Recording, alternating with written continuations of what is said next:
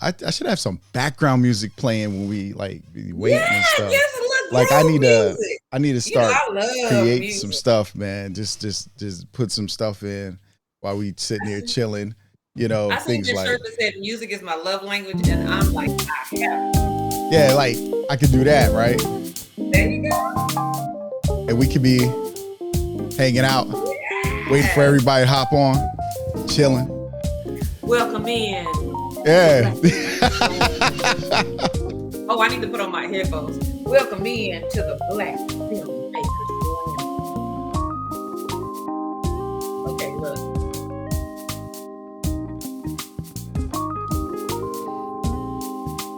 There we go. This camera is flipped. My other computer, it wasn't. So this one is flipped. I think you can flip it. You can do a setting where it flips back. Oh, good. Yeah. Okay, good. I want to do that. So good morning, everybody. We chilling. We hanging out. We getting ourselves together for today's show. If you on, let us know you on. Say what's up. Say what's up. We'll say what's up. Come on in. Come chill with us. I used to do spoken word back in the day. Well, TK know that. I know. Like, you was feeling that. Come on, Dark Knight. Is that who you play, Dark Knight? I'll play Dark Knight for your thing, yeah. Come on, Dark Knight. Oh, man. Yeah. So we just for this one lady to take a look at my pitch deck for that other film so I can push that out. But, God's timing. Other doors, other people are calling me for other things, so some other doors are opening, looks like, or he's showing me that, hey, look at this. I'm like, oh yeah, so I got a really good call yesterday. Hey Jaden, good morning. How you doing today? Hey Jaden, we hanging out, chilling, waiting for y'all to hop on in and come hang with us. What's up? What's up? It's been a long ladies, week. What's up? I need I'm background music. You keep talking. I need to. We need to get to the place where we just doing this full time, every day, all day. Nah, come on. I can't do this. We can't do the Black Filmmakers Lounge every day, all day. But we trying to do the film thing every day, all day. Yeah. But this is good. Like, I'll tell you like this. Because I think that we are. Good morning, Crystal. How you doing? Oh, wow, Crystal. Well, amen to you. I definitely be in prayer about that adjustment. Well, we glad you able to join us today. That you hanging out with us today. Yes. But I'm thinking, like, in my mind, okay, I can zoom out a little bit. Let me see what happens. There we go. There we go. That's much better. Now you can see my bald head. My headroom is good. If you know about headroom.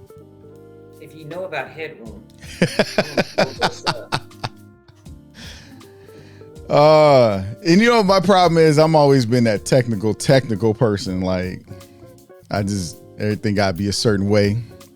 So we like to thank each and every one of you for coming out and hanging out with us. We appreciate you chilling with the Black Filmmakers Lounge today. Listen to us lounging. Yeah, because we know it's hard sometimes. Look at that. We're playing some smooth music, courtesy of Artlist. I feel like it's spring. Chilling in jack. It is spring. It is spring. Like, there's not a particular date where they say, hey, it's spring. Yeah, it's a beautiful, like right now it's going to be like, I guess 70 something. Right now it's 60 degrees outside. So 60, y'all have 60 degrees in Maryland? Mm-hmm. Oh, Maryland's the last southern state before the Mason-Dixon line. It's still the South. We're getting up to 61. There we go. That's that time saying, hey, it's time to make this happen. Hey, good morning, everybody. We are glad that you're joining us. We've just been chilling, hanging out, doing our little talk. I hope you guys enjoyed the music as it was playing. We're going to go ahead and turn down the music for right now. Boom. Okay.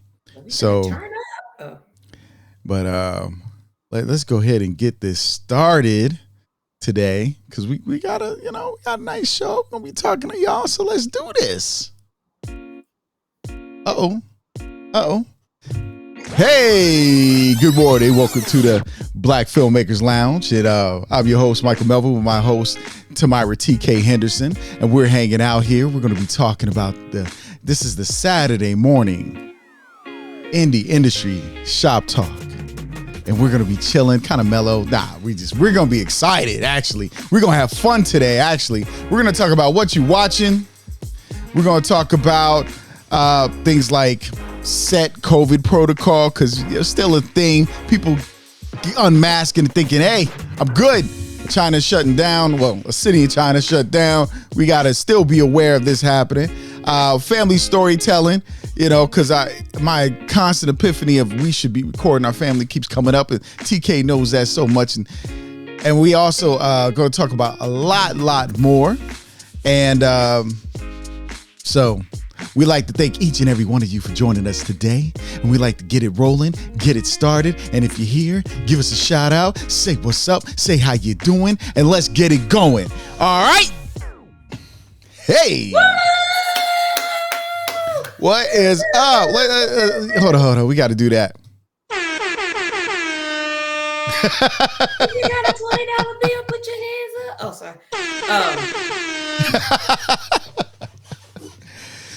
Oh, what is up, TK? How was your week? Welcome back. And by the way, your surgery went well, right? Yes.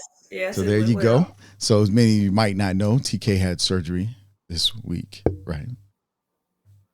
Yes, I don't want to tell all your business. I'm sorry. Surgery. I had a torn meniscus and a cyst for looks like over a year, but got the MRI, got the surgery done after a couple of productions I was on, and then I'm good. Been walking around ever since the day of surgery. Okay. And my mom was supposed to be spoiling me, taking care of me, and it has been the exact opposite. Amen. Even breakfast this morning. So amen. So no, everything went well, and now I'm like, I'm bored. Even though this is supposed to be my rest week because I was on, productions for 3.5 weeks straight. So this is really supposed to be my rest week. Okay. But I have a couple of things, but I did have a little work, and then I have some work today. I have about 4 hours of work today to do some writing. And so I've been writing a little bit during my off week, but I was able to catch up on my shows. Oh, what you get caught up on? So what did you watch? I watched Abbott Elementary, and my mom joined me, so she watched Abbott Elementary too. So I did. I did catch up on Abbott Elementary, The Wonder Years, and I have one more episode of This Is Us. Oh, okay. Wow. One more episode. That's my show. Y'all know that. Okay, so I have one episode of that, but I watched a couple of movies with my mom, and we watched Best of Enemies last night. Okay. She hadn't seen it.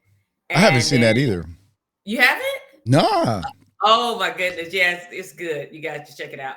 That and I rewatched with her Crazy Rich Asians. Okay. She had never seen that. So have you seen that one? Yes, I actually did. We watched it one time. It came on television. So yes, television. We watched it. No, I didn't go to movies to see it. No. I watch it on streaming. But when you say television, I think of all the commercials. I know. You know what? It was on TV. It's an hour and a half movie, 3 hours long.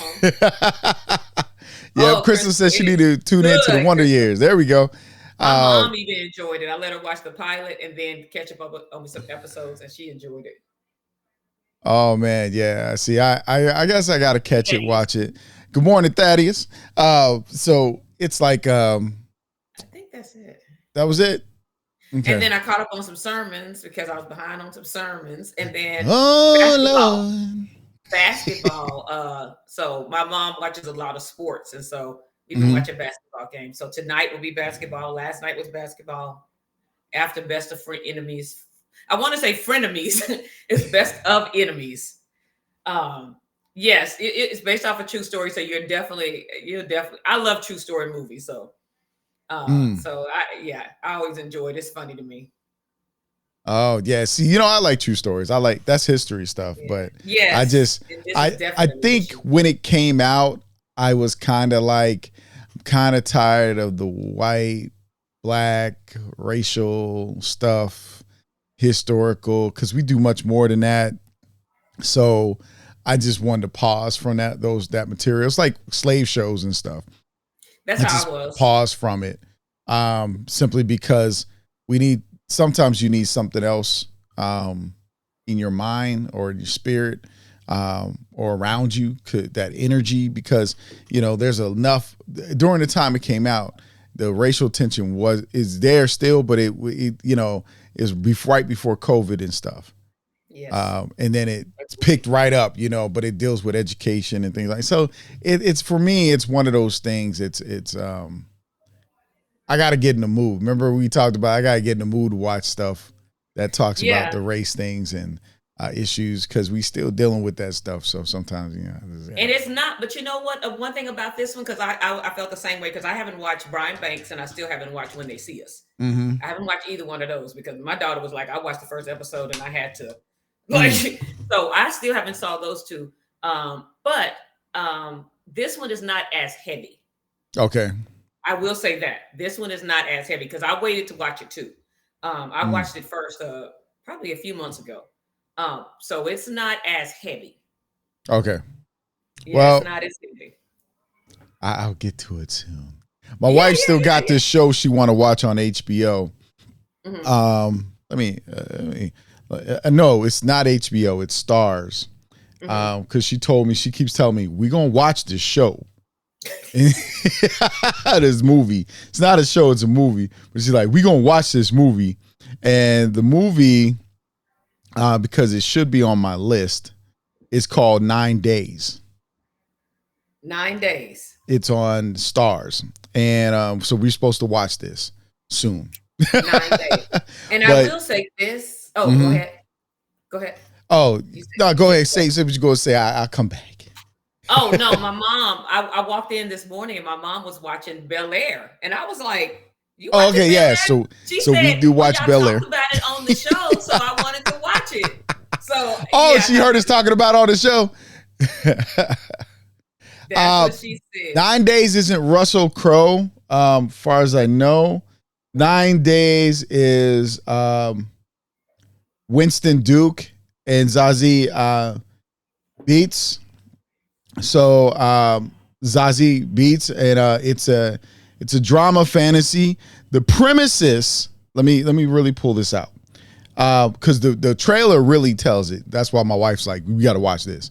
But the premises is a man interviews 5 unborn souls to determine which one can be given life on Earth. Did y'all hear that?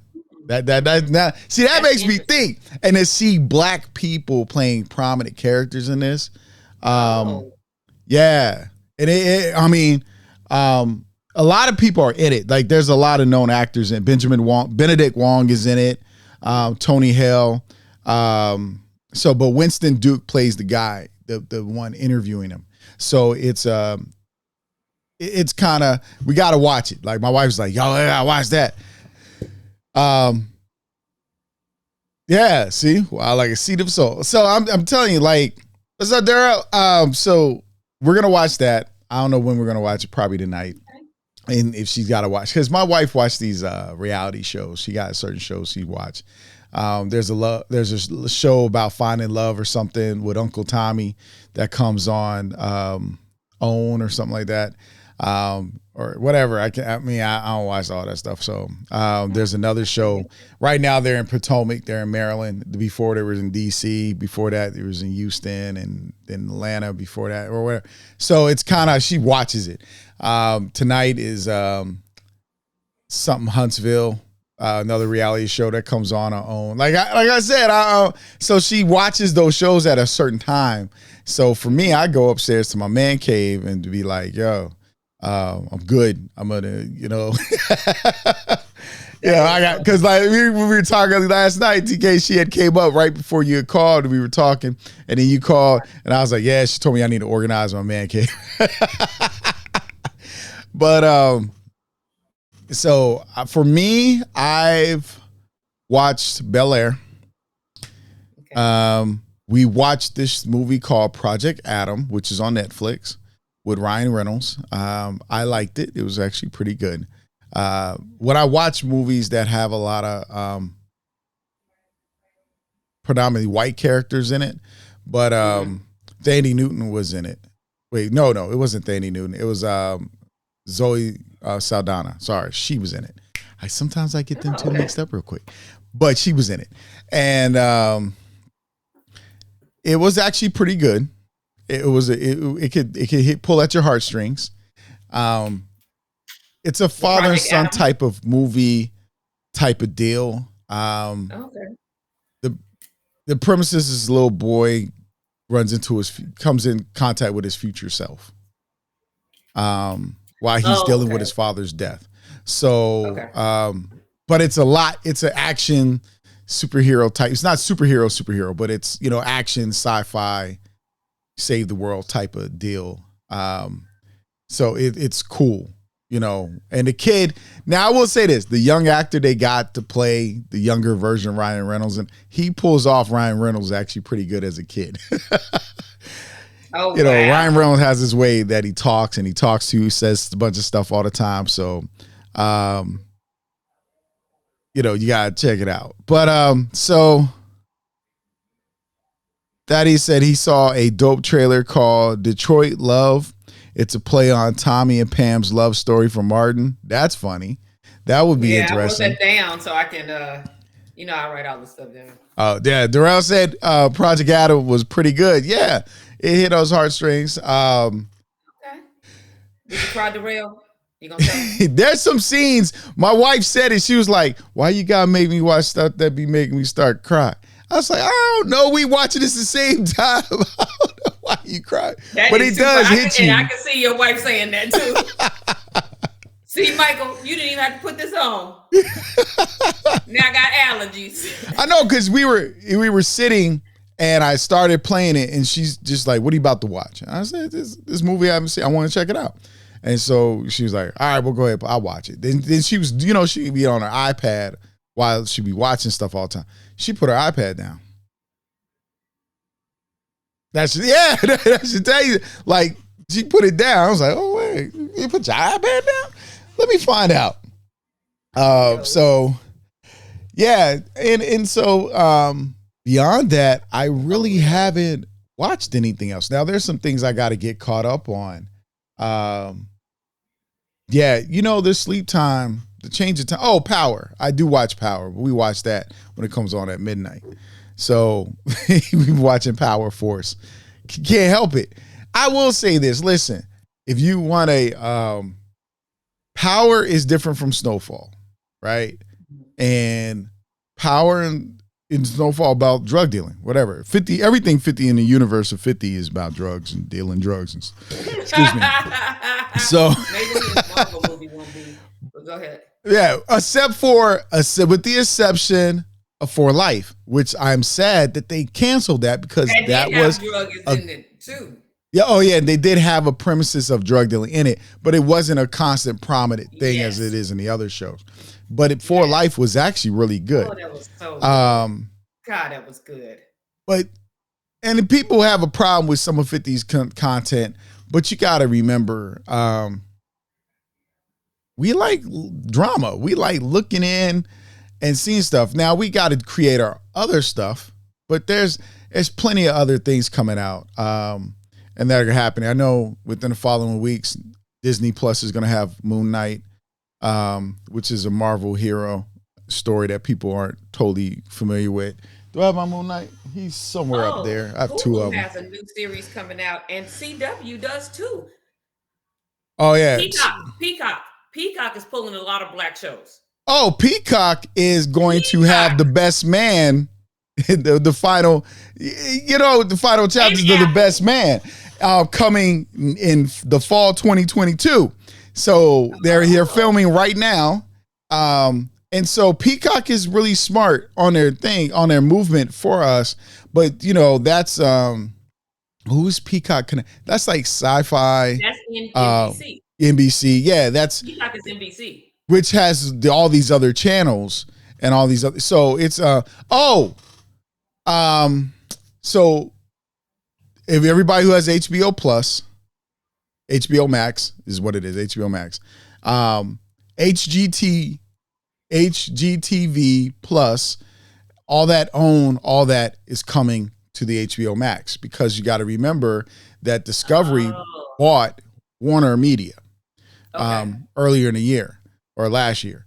So they're bringing that content over and merging it, which is smart, because the mistake, you got to look at Peacock.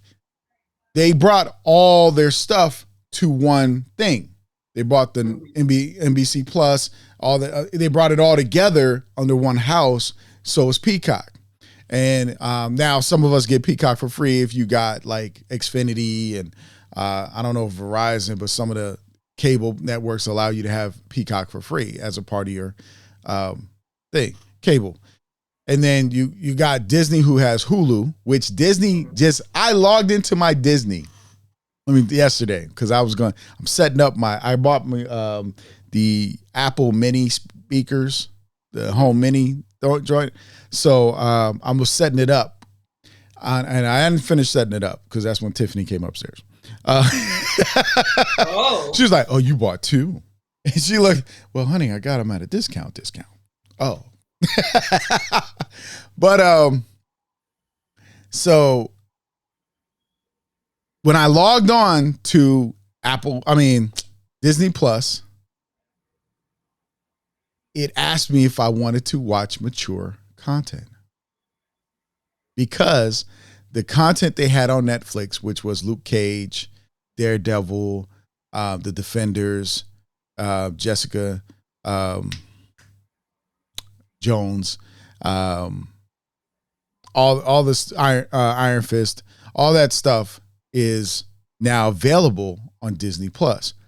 Not to give any, Daredevil popped up in a movie this year. Kingpin popped up on a show this year, which tells you they're bringing those actors back. And I knew, and I'm waiting because they brought Luke Cage back. It's on. But I knew that was going to happen, and because that's only the smart play that Disney could have done, is say, hey, let's bring these others back with us and let's get these actors back on board, because once that thing expired where they could have it on the Disney Channel and they could make their own shows, it was over. So I think Disney Plus is gonna have something for us this whole summer, like some stuff. I know Obi-Wan Kenobi is coming. Like I said, Moon Knight is coming. Ms. Marvel. So you got other content as well. There is a show. There are a couple shows. I know, like HBO Max has something with Rosario Dawson. I think it's DNZ. And I'm gonna check it out. So a couple episodes. They got some other content as well. That's a short. So it's funny. They're moving away kind of from movies to short series, like that are like 58, 60 minutes long. Because I noticed one on HBO that I want to see. I've seen the trailer a couple times. It's about an architect who lets a woman in the future live in one of his homes, but she resembles his ex-girlfriend or fiance, whichever, his wife or whatever it is. And see, yeah, I haven't watched stuff, but I have seen trailers and stuff. See, I do that, but it's called The Girl Before. Yeah. We got to get to start posting stuff on the screen too. We're going to get to that. It sounds like it could turn into a horror, It's a thriller. See? Yeah. Yeah. It's a thriller. Actually, DMZ is the DC short series that's on HBO Max. If you haven't seen Fast and Furious 9, You can watch that on HBO Max as well. I haven't seen it. There's a Blade Runner Black Lotus series, animated series on HBO Max as well. Now, I am going to do this because I wanted to watch it and I put it in my playlist. Oscar Micheaux, the superhero of Black filmmaking. It's a documentary. I'm probably going to watch that. I might watch it when we get off. Only because if you know anything about film history, that's part of our history. And we should all be studying Oscar Micheaux. So, Micheaux. So it's like, if you got to know your history. It's like, for me, it's like understanding Gordon Parks. See, look, they're all seen it, really? Like that was a good documentary right there. I'm telling you. So, if you don't know how to spell it, y'all, it's Micheaux.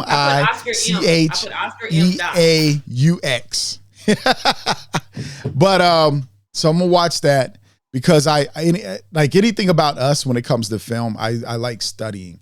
When I learned about Marvin Van Peebles, Gordon Parks, and because I studied Gordon Parks. Like I have a camera, I take pictures, I do film, I do music. Gordon Parks did all that too. Like, I gotta understand, he's a Renaissance man. Like, and we have to think about that because I often say the people I know who are in photography transition very well over to cinematography because they understand shaping light to give you a certain image. Of course, without the quick flash stuff, but they understand shaping light. And that's what cinematography is about. It's about shaping light to create this 3-dimensional world and design these moods for the setting and then telling of a story. It's not about lighting up the room enough that you got enough light that the camera can see. It's not that. That's videography. So cinematography, videography, two different things. And I want to be true. There's a lot of videographers run around saying, I'm a cinematographer. A cinematographer paints a visual picture. Oh, wow. That's a difference. Videography to me is when I did government videos or when I shot somebody's video for their commercial. They're not looking at the cinematography for that. But when I made my movies, I did things differently. I lit it differently. You play with lighting a lot more. You're not doing 3-point lighting technically. You're not looking for that. You're looking for light to help shape and tell the story. So it's not how bright a room is. Of course, you want it bright enough that your camera can see stuff, but that's why we be talking about cinema cameras with low light capability, because that low lighting, you got candlelight going and you want that mood, you want that setting. Videographers don't worry about all that. So it's kind of like, that's the thing. And when I watch movies, that's the other thing I kind of think about is the cinematography, the lighting, the setting, the creating the mood of the characters, that feel. You want the emotion that goes into it. How do I want when I did Broken, my first feature film, my current only feature film in a sense, I guess, because remember I got that 40-something minute film, and some people say it's feature, other people say it's short. I'm like, it's 40 minutes. It was a musical. But at the end of the day, the web series could be a feature because we've put it together in a long run and ran it that way. But what I say is I studied Traffic in some other movies because I liked that whenever a scene changed to a certain character or situation, it looked a certain way. Like when you went to Mexico in Traffic, it was very blown out. It was bleach and blown out. So your color, your whites were more pronounced. It gave it that sand, dusty look with a lot of sunlight, right? When they were in LA, I think it was San Francisco, it was bluish tint was to it, right? So it had a grittiness, especially when they were dealing with drugs. And so to me, those settings or those that color you put in gives you the feel. Certain movies have certain colors. Some greens pop up, some bluish tints pop up. So you gotta understand those things. And it's funny because I'd be in trouble if certain people were on the show with us right now. We'd be talking about lighting and cinematography and camera lenses. Jacoby and Brian. You guys haven't met Brian. You guys have yet to meet Brian. Brian's been in Korea until June. But he'll be back in the DMV. But I don't know who Brian TK kind of knows Brian, but doesn't know Brian. Brian was part of our crew.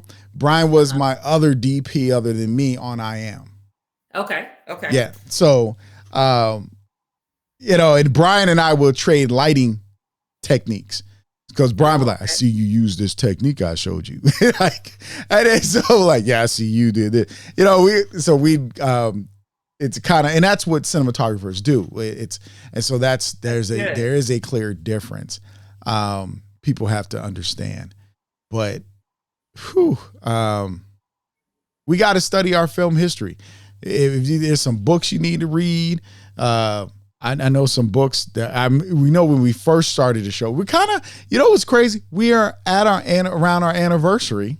Yeah, we are. Of the Black Filmmakers Lounge. Yes. Happy 2 years. Wait, is it 2 years? It's 2 years it's right 2. now. It's 2. Okay, because I'm like, is it 2 or is it 3 years? Atlanta. Yeah. So it's kind of important. Good morning, Melanie. How you doing? Thank you for joining us. You know what's funny? I'm going to tell a quick story about Melanie. People, Melanie, if you don't mind, briefly. Melanie Seymour. I met Melanie through a friend, Trish Harvey. Melanie has worked in television, BET,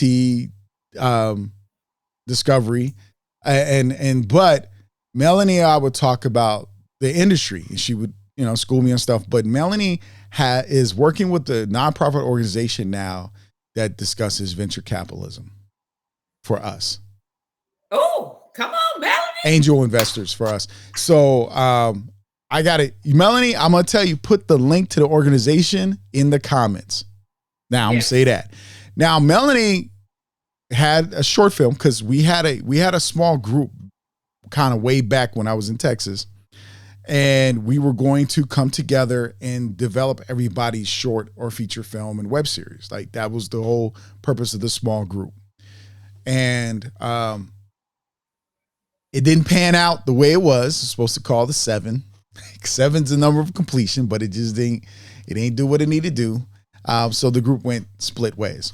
Everybody got their own thing happening. So I respect that. If people don't work out, that's why I say I like working with people on small projects, because if it doesn't work out, you didn't waste a lot of money, right? And you don't waste any more time. And then you understand your compatibility. Like certain people flowed one way, other people went another way, and that's what they did. See, makingblackangels.org. There you go. See, I like supporting our people. So however we can, because what's crazy? We had talked about financial literacy and its importance. And we will at one point talk about financial literacy and its importance to filmmaking. You know what I mean? So let's go forward, because we need to forward in time. And there are free business classes and stuff, by the way. So go check out the site. I am linking in. Yes, I am definitely linking in. Definitely look to having you on the show, Melanie, to talk about that as well. So, couple of things. Darrell, I wanted to ask, Top Boy, was that season 2 or was that still season 1? I seen Top Boy a few years ago and it was the first season. So we have an answer for that. But also, I don't know if you guys are aware of this, but they were trying to turn Tyler, Texas into Black Hollywood back in the Oscar Michaud days. And they actually discovered there was a set of films discovered in a warehouse in 1983 for Black films that were made in Tyler, Texas from 1935 to 1956. SMU owns the collection, but you still can see them. And then I know we talked about in the past, Sundance has that website where they have all those films. Okay. they have all those films from, I forgot what year it was, but they're like from 1920 to 1960 or something. They have a whole collective of films. Oh, So okay, okay. if you ever want to go back, and it's funny because you talk about study films, even though I am a filmmaker. I'm putting that label on myself, but I'm not like a cinematographer. But it's funny because when I watch like In the Heat of the Night, because we do so much now. Yeah. We got to get all the 50 angles. And so I'm watching In the Heat of the Night. I'm like, angle 1, angle 2, and a wide, we're done. Like, you know what I mean? And it still turned out to be a good show without all these little technical things that we feel we have to do now just to get a good movie. So right. Want to pay that. And then my mom binge watch. She never binge watches, but she's here and she's just bored now. She binge watched Colin in Black and White. Oh, that's a good show. And she laughed the whole time. She was like, I'm gonna watch it again. Like, she was just laughing. She enjoyed it so much. I was like, I hadn't watched it yet. I was like, well, golly, I need to just go and watch it. I mean, she was in the room just laughing. I was like, okay. So I forgot to mention that. Yeah, she binge watched. I didn't watch it, but obviously you gotta watch it. It's a good show, and it makes you think was a good show. I just hadn't gotten, and see a perspective. I just hadn't read it. I mean, not read it, because Darwin put a book there. Hey, Darwin, good morning. So I hadn't watched it yet. So it was pretty. I'm telling you, she laughed so hard in that room the whole day. I was like, well, dang, I think I need to catch up on that. But moving forward, like you said, what was our next topic? Our next topic is set protocol COVID. Well, and we'll go through this pretty quickly. What I wanted to mention, my mom works on TV shows as well as, I get the availability things for all the different TV shows in Atlanta. Side note, Creed 3 is shooting in Atlanta. It is now? I thought it was going to be LA, but it's Atlanta now? And I could have worked on Wakanda. I could have worked on they've been shooting Wakanda forever. Yeah. No, they've been sending me the availability, and I was working on those productions. Oh. Do you know what I would have meant to the people that know me, like you guys, if I had said, did you know I was in Black Panther 2? But you can't tell them. You're not allowed to say anything while you're shooting and stuff. After. Yeah, no, yeah. Yeah. I know that. Yeah, you know what I mean? But what I'm telling you is y'all would have been like, TK. I would have been like, yes, I did. You might not see me, but I was there. But anyway, so one thing they have sent was new protocols. They sent new protocols as of March 15th. So it was as of March 15th, and a lot of the shows in Atlanta, and I wanted to pull up, they are saying that to be fully vaccinated now, to come work on the show, you have to have a booster if you're eligible for a booster. Oh, okay. Yeah, and they're trying to do a second booster now. So they have been pushing that out. So it started March 15th. I know because, from her stuff, you had to have it by March 15th. And then I noticed an influx, like, when was I gone? Oh, I can't remember. But anyway, about 2-3 weeks ago, I noticed the last 2 weeks, there's been an influx of availability requests. So it looks like they're starting to, even though they put these extra restrictions in, I don't know if they're having a harder time finding more extras, but there has been an influx in my box over the last week and a half of availability requests for all these film shooting. At first, it kind of scaled down where they weren't, they were probably. Yeah, because they weren't having a lot of extras on set. They were trying to eliminate that for a while. They have kicked it straight up. That's interesting.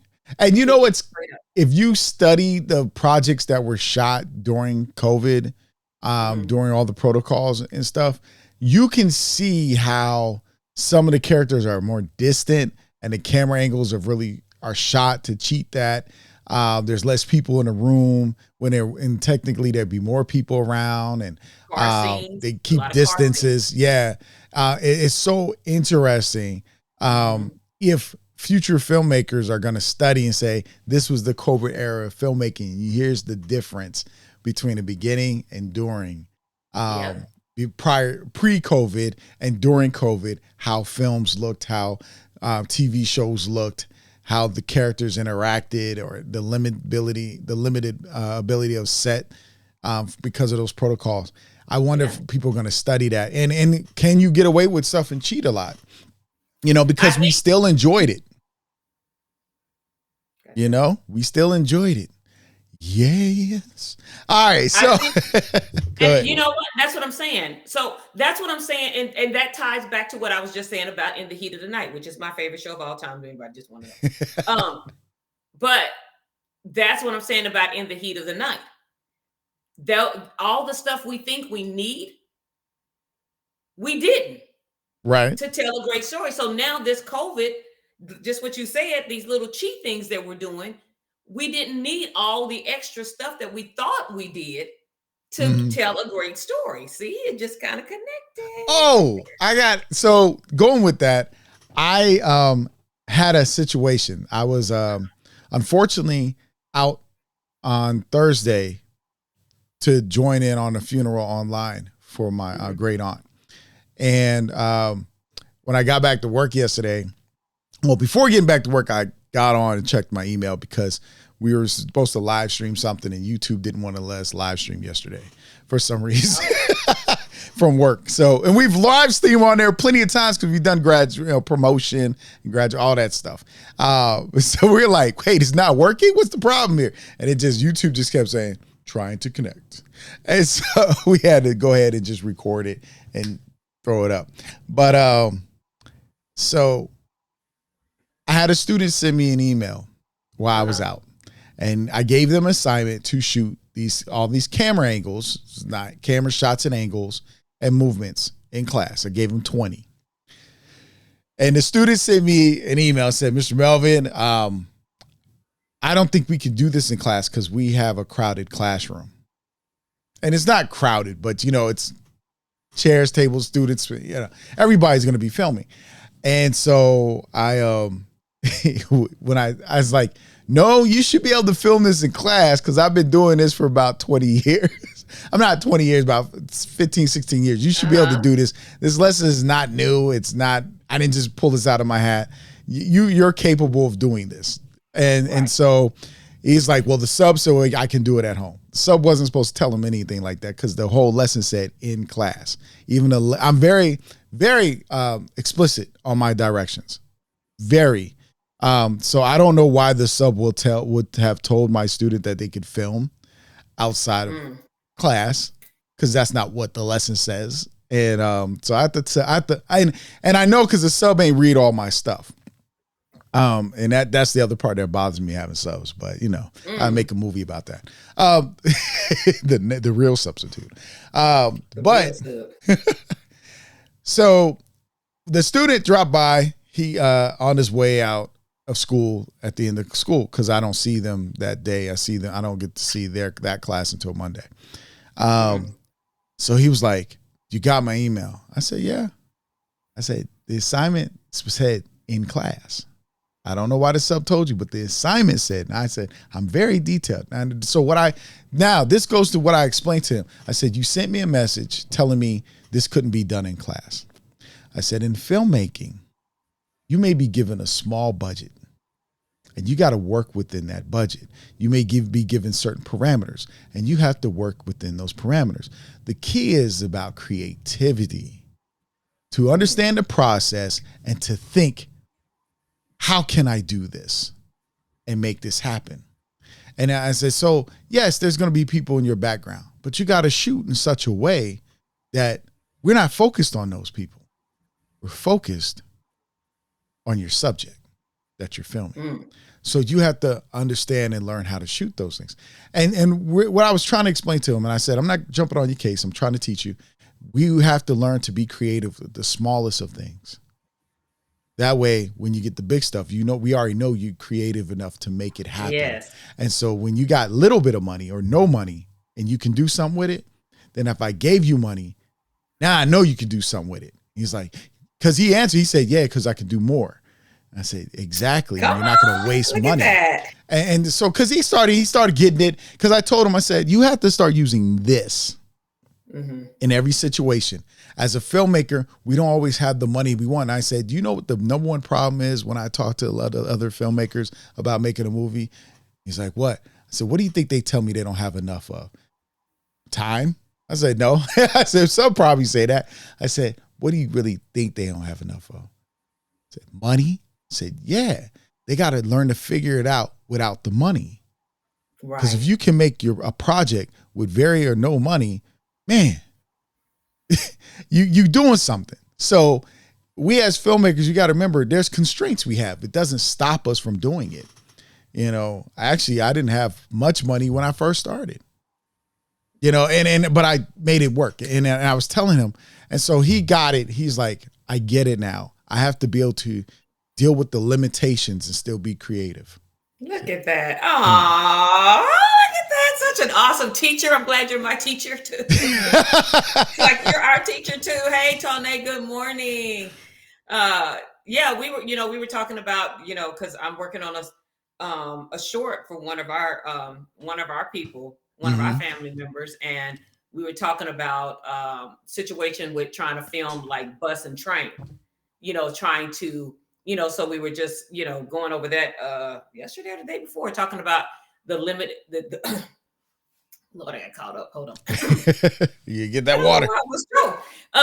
So we talked about, limitations and the permitting that could be needed to film and about catching some B-roll and how to be creative in trying to catch the B-roll. So, something, because, like you said, it's all being creative and then speaking with other people to brainstorm, because they may have, they may have some ideas that you may not have, when you're talking it out and you're just kind of talking it through and just having that that other creative person or people to bounce ideas off of, especially, people who are filmmakers who have shot, and know how you can kind of tweak some stuff. So everybody has, kind of, in this creative world, clever ideas. So bouncing ideas off of each other and using each other in regards to those ideas is, that's what we're here for. And that's what I'm trying to get my students to understand. You got to collaborate. You got to have the people around you and listen to what they're saying, because they may give you a perspective you don't see it from. And that's our mistake when we're hard-headed. We don't want to listen. We got all the answers. Listen, I may know a lot of stuff, but when I step in a room, I'm the dumbest person in the room. And people look at me. My friend used to say, why do you do that to yourself? I don't. I want to hear what everybody's got to say. Because we're still learning too. We're still learning techniques and little different things as well. And if somebody asks our opinion, we could say, oh, have you thought about doing this way? Or maybe we can try to, but we're still learning and soaking in information as well. Mm-hmm. So like when I say, when I'm on set as a PA, but I have more knowledge than just being a PA on set. But when I'm on PA, I'm watching and listening and learning, you know what I mean? And also, doing what I feel I'm really, really, really, really good at. And that's cool. Yeah, I don't think we ever meet our pinnacle of life. Like, I don't think we hit that, boom, we're there. I think we don't get there until we're gone. I absolutely agree. And so we're forever learning. If you're a lifelong learner, you know that everything's about learning. And plus, it's not that things are changing, but they're becoming more simplified and shifting in different ways. It's not that, my mom always say, ain't nothing new under the sun. And I had to, when I got a little older, I got a much deeper, better understanding, because people are like, oh, things are much different now. Nah, they're not that different. Because we're still communicating. Film is a medium of communicating. And so we just gotta, when you have a circle of people who give you perspective, it's not that they're giving you too much of a new perspective. They're just giving you a perspective you haven't been exposed to, because we're all exposed to different stuff. And that's the beauty of a core team or a circle, because you and I, we were talking about circles we always talk about circles, because it's important to have circles. Yeah, it's important to have those circles. And the circles in which we travel should expand us. And we should be able to go into circles and expand them as well. Jacoby and I were talking one time, and I was saying the problem is people is some people come in because they feel like they don't know nothing, they don't contribute much, but you gotta come in with the attitude of, I'm not going to come to take advantage. I'm coming here to give advantage, to give everybody advantage of whatever bit of knowledge or skill I have. I can come in this room and add it to it. Heck, if you got two people that have similar skills or the same skill, that just means you're twice the power, twice the abilities. And also, if one had to drop off because something happened, you got the other one to take it up. So you create this balance. I think people be like, oh, there's no use for this person. No, everybody's useful. Everybody brings something to the table. You just got to help them tap into themselves, and they should help you tap into yourself, because we're all valuable. The greatest resource on the planet Earth are human beings. Amen. If you didn't have a workforce, what you gonna do? I mean, think about it. What would this planet do? What would these countries do without a workforce? We are the greatest. We be sitting there, it's people. If you don't have people, you ain't got nobody working. This is why there's so many jobs right now, because people are like, wait a second, I need to be treated better. Absolutely. The great job, what they call it, the great job flight, what they're calling it now, something. It's something that everybody's leaving their jobs. They'd be like, I deserve. Companies are like, people don't even want to come in no more. They want to work from home. And some companies are like, we want you to work from home because we get more productivity out of you when you feel comfortable and you don't have to worry about that long commute. You got to get smart. Joe Biden out here talking about, we want to get everybody back in the buildings. No, Joe, you don't. I have to be in the building because I'm an extrovert. So I have to be in the building. I got to turn around, girl. I got to say, hey, I'm an extrovert. But see, there's a place for that. Here's the other thing. And you and I talked about this, and we the metaverse.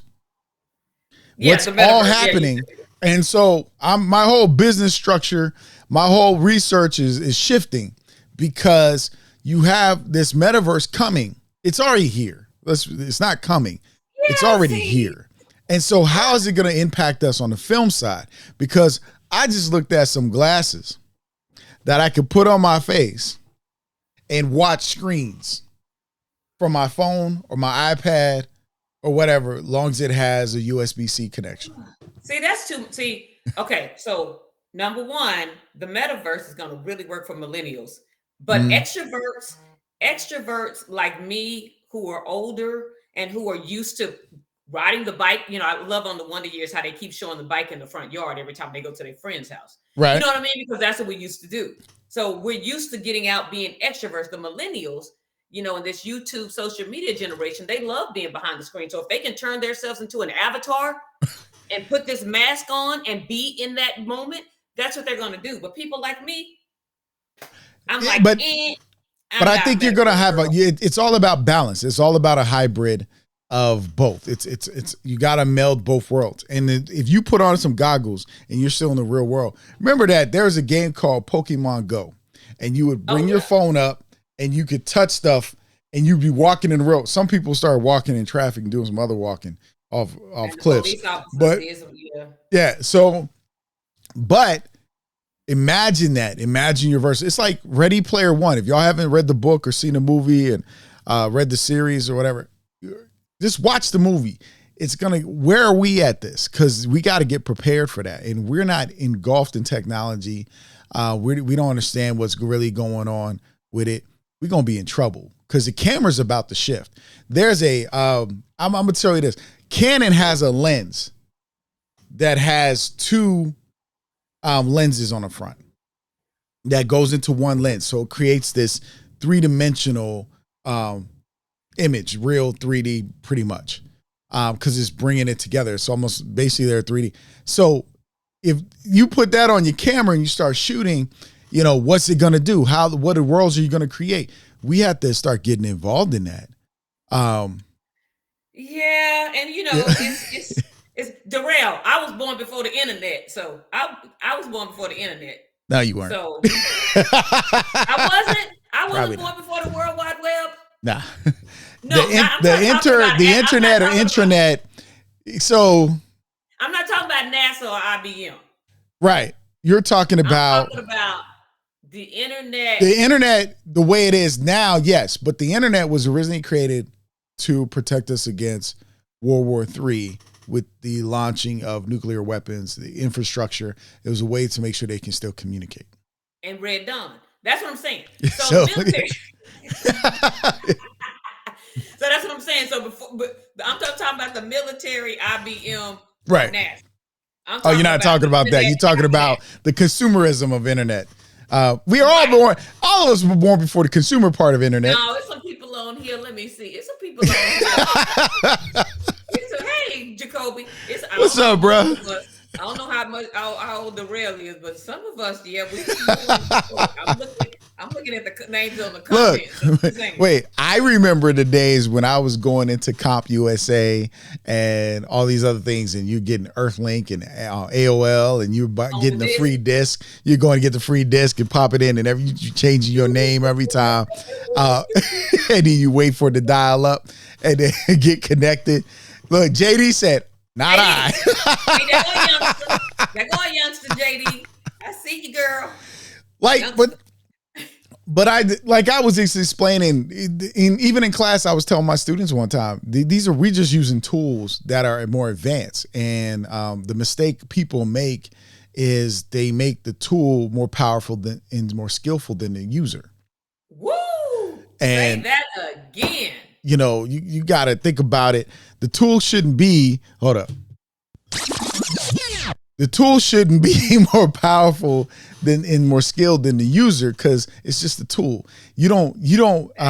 I've watched people, I had former students who be like, Mr. Melvin, this guy tried to tell me that my camera is cheap or whatever, and he shouldn't be paying me this much for a commercial. I said, he ain't hired you for your camera. He hired you because you got the skills to do the commercial. Why'd he come to you in the first place? You know, and I told him, I said, ask him if he go to the carpenter and say, your hammer's not expensive enough to build my house. Like, come on, man. It don't work that way. I tell my daughter, she was like, oh, it only took me 15 minutes to sketch this DVD cover. And I had to explain to her, they're not paying you for your time. They're paying you for your skill, because that 15 minutes, they would have been looking at the blank sheet of paper the whole time. But hold on. Your daughter has to understand. Maybe it took her years and years of practice to be able to do it in 15 minutes, where before it'd take an hour to design a cover. Now it take her 15, 20 minutes. So what? You've built that skill set up. You've worked on that skill level. And so you've leveled up. So they're going to come to you because people want things done quicker, faster, and done well. Now, the truth be told, if you ever look at the business pyramid, you can't have fast, done well, and inexpensive all come together at the same time. If it's done fast and it's done well, it's going to be very expensive. If it's inexpensive, then it's either not going to be done well or it's not going to be done too fast. So it comes with something. But if people are good at their skill set, that's what you're hiring for. If you hire somebody just because they got a red camera, who says they know how to use it? I don't go off cameras. I go off of, I want my work to look like this, or I'll do this. I often find half the time the stuff I want to hire people for, I can do myself. It's just sometimes maybe I don't have the time, or maybe it's much simpler to let that person come because now I have a different set of eyes and voice on what I want to do. But it doesn't mean I'm incapable of doing it. It's like some people could cut their own yard. They just choose not to because they don't have time. They have time for other things versus cutting their own yard. You're just going to pay for the skill of someone to cut your own yard well and manicure it, take care of it. That's what it comes down to. You'll pay for what you really want. You know? Absolutely. And I had someone, we had this conversation with someone and they were like, well, is that the going rate? When they asked about my price, and they were like, is that the going rate? And I was like, I don't know what the going rate is. That's my rate. Somebody may do it for $50, but this is, and they were just asking because they were curious. And I was like, this may be, you may find somebody do it for $50 or free. I said, but this is what I charge, and I'm going to make sure, But everybody I always give my best. there's a average rate, but the truth be told, everybody's rate in what we do is going to be kind of different anyway. Because usually your rate's based on project, based on budget. And no one ever looks it up. No one ever looks up union rates.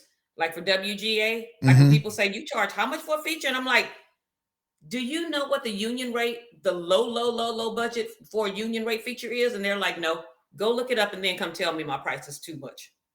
Yeah. I'm at a fraction until this year is over. Until I ain't gonna say this year is over. Until the next few months, I'm at a fraction. Okay. You just mark that. Mark that on this day and time for the next few months. Yeah, a fraction of the cost. I'm at a fraction of the cost. But she's gonna catch up to the cost. Yeah, because I'm probably going, because I was, I've been thinking about it, praying about it, because the opportunity for me to go union is coming. And I'm probably going to take it. I've been in the independent world for 16 years. Yeah, and your value. Like, here's the thing. People have to value you and see it. And I mean, listen, you're going to work good deals or smart deals or win-win deals. I mean, there's all types of deals. But, like, I believe be smart, be good, and go for the win-win. If you want everybody to win, win. Don't come in the room trying to be the guy that gets it all and gives nothing. Like, it doesn't work that way. You got to give something. And this is why I say you got to be beneficial just as much as you want to benefit. Mm. You know, if y'all ain't hear me all year, I've been saying that. You got to be beneficial just as much as you want to benefit. Mm-hmm. You know? Yeah, because I look, and then once my script was scored, when I found out what one of my scripts scored, I was like, there you go. Oh, yeah. Most of your scripts probably score that, though. But you know what? But I've never had anyone pay for a score on a script. So when the client paid for the score on the script, because I'm not sending my stuff off to get scored. Like, oh, I got it. I don't think it matters. Like, I think a good story is a good story. You know what I mean? No, I mean, it's good that you got it. But like, to me, that's a score is someone else's perspective and opinion anyway. Yes. But a good story is a good story. And I know you write great stories. So, Amen. I mean, bottom line. But see, that's just my experience with you. You see what I'm saying? Like, and we've also worked together. And it's because we've worked together and what we've worked on came out really well. Like that, it speaks for itself. And that's why I always believe in people's work. Good work speaks for itself. Sometimes you ain't got to say nothing. People see coming from afar. Because a boss will never have to tell you they run the show. You just see they run it. You just preacher. So I'm just saying. You know? Yes. So being about the boss of the storytelling, let's talk about family. Let's talk about family. And the reason why I put this subject on, because, and you already know, but, and guys, you probably heard Michael talk about this already, but, we are losing a lot. Mm-hmm. We are losing a lot in this day and age because, number one, we don't have time. We're too busy. That's number one. We're too busy. And then technology.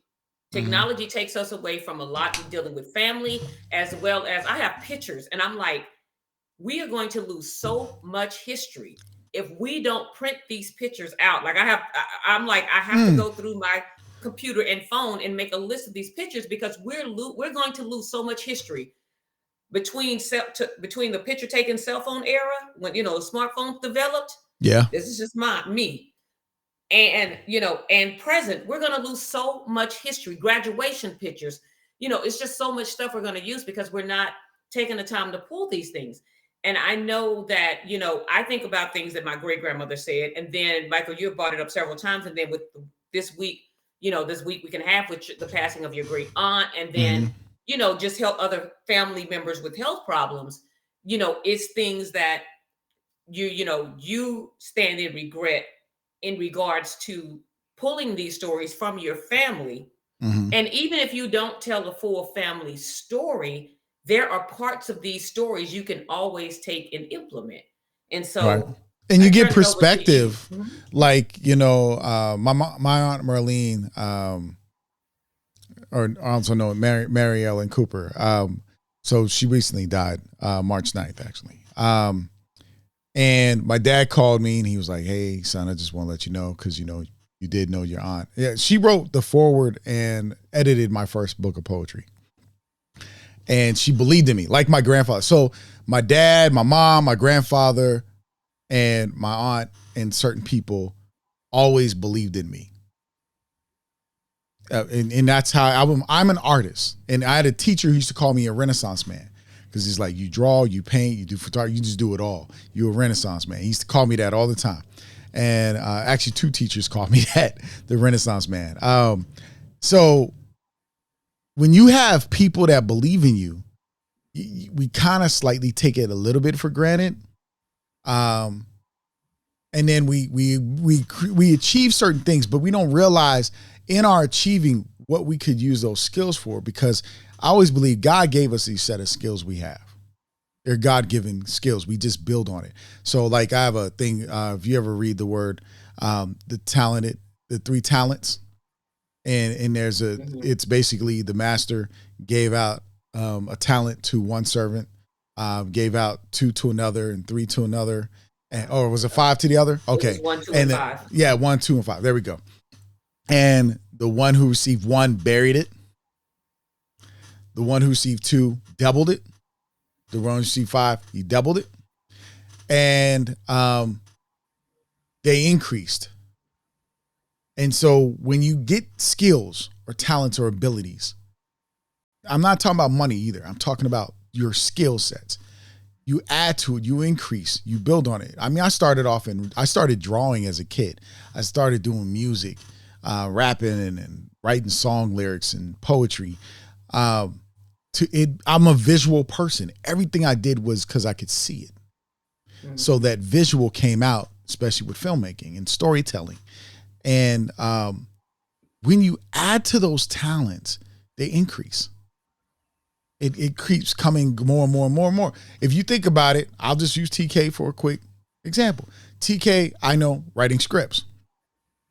But now there's a TK filmmaker who's going to be behind the scenes making movies, because she took not just writing scripts, but she became the PA. She became assistant producer, assistant writer. She teamed with people. She learned the skill sets. She added to her repertoire, or she added to her arsenal. There we go. I like that. Arsenal's better. Arsenal's more powerful. Mm-hmm. She added to her arsenal, and it's increasing.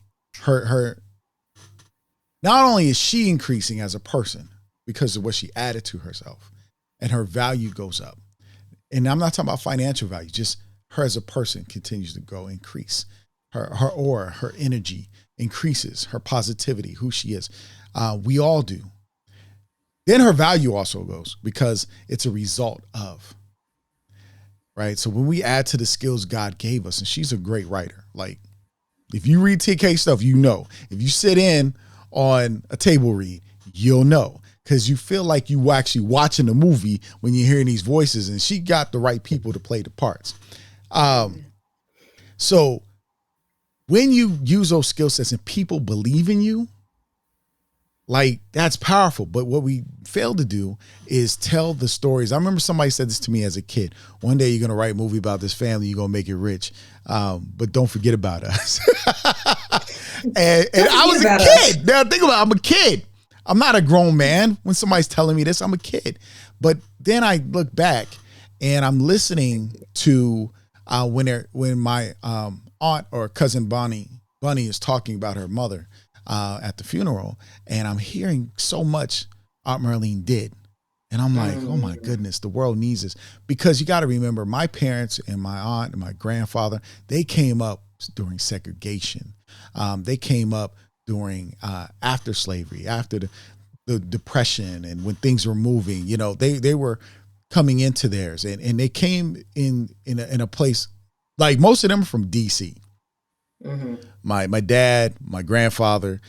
There's also the racial aspect of it, that they are biracial. My grandfather, my aunt, their father was white. And there's this story behind it that my uncle and finally my dad told us about their grandfather and how they wouldn't allow him to remain with his family because he was white. And so you gotta understand. So that's why that stuff be like, it's there because there's a historical thing, but we grew up learning our history. My brother, my older brother is our family historian. Like he has notebooks and pictures and everything. And I'm saying, dude, you got to document that, but you need to record it. But what I told my older brother, because he writes stuff and he does certain things, and I'm like, nah, man, when you go interview our family members, go record it. You got this phone and you just get a microphone. I'll buy the microphone. Just tell me. It's gonna be, but record it so that you'll always have the recording. And then not only record it, but here's the thing, with technology, there has to become a certain discipline with us, because older people, they know how to use it, but they don't know how to maintain it. And I'm going to show this because my brother's much older. Because he almost lost something in a video yesterday he was telling me about. And I said, well, did you back it up on the cloud? Did you put it on a hard drive? And he kept telling me all these things. And I was like, pause. Because I've told him about certain things. I'm like, dude, you got to learn how not just use the technology, but how to use it appropriately and to maintain it. Because it's easy to use something. We all can turn the TV on, right? But you remember Mama used to call you and tell you to come change the channel. And I used to be like, Mom, you called me inside, I was outside. You called me all the way from outside to come change the channel. What's wrong with you? Are you serious? I don't know how to work this controller, because Dad would buy some controllers because we used to take the batteries out of stuff. But like, yeah, you gonna come change the channel then. So like he'll buy a controller that need a 9-volt battery. Like we don't have nothing. Everything we had needed a AA battery or something. He buy 9 volts. He buys something that uses a 9-volt. And I was like, who does it? He's like, because I'm tired of y'all taking the batteries out. And so like, I mean, it's good now. Controllers you can just charge up now. They don't have to take battery out at all. So it's like, man, well, stop buying this Christmas gift that need batteries. But but see, that's history. And we all get on the internet, we talk about those experiences, but what I was looking at is, if you're filming and you're hearing it straight from the horse's mouth, straight directly from the person, the perspective, and you're seeing his image, you're seeing his picture, you're hearing their voice. Do you know, like, and just to get in a little bit of my life, I don't tell too much, but my mom a few years back had a stroke. And so my mom doesn't talk like my mom used to talk to us. You know, it's a lot for her to say hello and I love you. Okay. So I still have audio recordings, voice messages of my mom on my phone. I will not get rid of them, because I used to talk to my mom every single day. My wife is very close to my mother. So she's like, hey, you know, she hung out with my mom, her mom and my mom, and they all hung out when they getting to know each other and stuff. When my wife and I were courting, they got to know each other. So that's hearing that voice is powerful. You know, I know people, when their dad or mom or somebody's gone, they still have those recordings because that's the closest they hear their voice, and it brings something to them. It brings tears, but it also soothes them, because you're not going to get to hear him again. You're not going to hear him say another word. You know, I have pictures. My mom has been to every graduation I had except for one, and this is the most recent one. I have pictures. My grandmother, my great aunt came to my graduations. So it's like we need to really keep our history. And in storytelling, we have this power, and we keep giving it to somebody else. And then if let's say all the books were gone, because my wife, she lost a lot of pictures and stuff during Katrina. So that she is big on keeping stuff on a cell phone, but I keep telling people, back it up on a cloud, put it on a hard drive, put it on a thumb drive, mail it to this person, send it to this person, whatever, that everybody has it. You know, my dad, we were using Dropbox. My dad sent me all these pictures of my mom, you know, all this stuff. We got to do that. Scan it, but TK's right. I mean, print the pictures out, put them on your wall, so when you walk in your house, you remember the beautiful. Like if you walk in our house, there's a mural to our families. I mean, just one simple. My parents, my wife's parents, my wife and I, the kids, my family, her siblings and family. You see what I'm saying? Because that's that connection. But imagine if we were recording our great aunt, our mother, our grandmother, our uncles, our grandfathers, and we had video to pass on to our children. Because now it's so tangible. It's like literally in our hands every day. Mm-hmm. And imagine, could they not know who they are? But see, a lot of people grow up not knowing who they are because of multiple disconnects. And even funerals teach us that, like how disconnected we are from our cousins and great cousins and, all these people. And some people, I was asking my brother, and I was like, man, we haven't had a family reunion for this side of the family for a long time, because we used to go to Spotsylvania County, Virginia, and they had a whole lake and all that stuff, land, and everybody go fishing and come together. See, don't do that no more. And so it's hard, because my dad, he was a generation, he spent a lot of time with our great aunt. He grew up with her basically, but he's also, and see, that's another historical thing, because I do have an interview with my dad, but he is now the oldest of the family. And I have to like, wow, so you get your stories now. Like when you wake up in the morning, if you can go out and film your family and interview your grandmother, your great grandmother, man, go get that. I see a lot of pictures on the internet of people. Oh, she's 91. Man, are you recording it and asking her? Are you asking her what she went through? Like I told TK, my mama picked cotton with her mother. That's how far back you get. If y'all don't understand, that's how far back it go.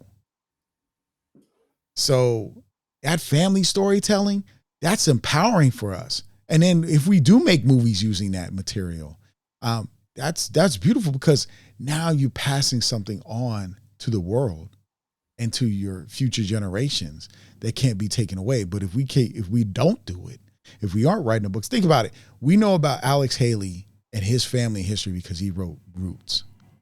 But some people have never read the book, but they have seen the movies or the miniseries. Both of them, by the way. Because remember, they remade it. And they also made the sequels, the Generations. Queen. Yeah, so we need to think about that. I'm sorry, TK. Go ahead. No. That's why I wanted to talk about it. That's exactly why I wanted to talk about it, because there are, like you said, take advantage. I'm taking advantage. I personally am taking advantage of my grandma being here and not recording her stories.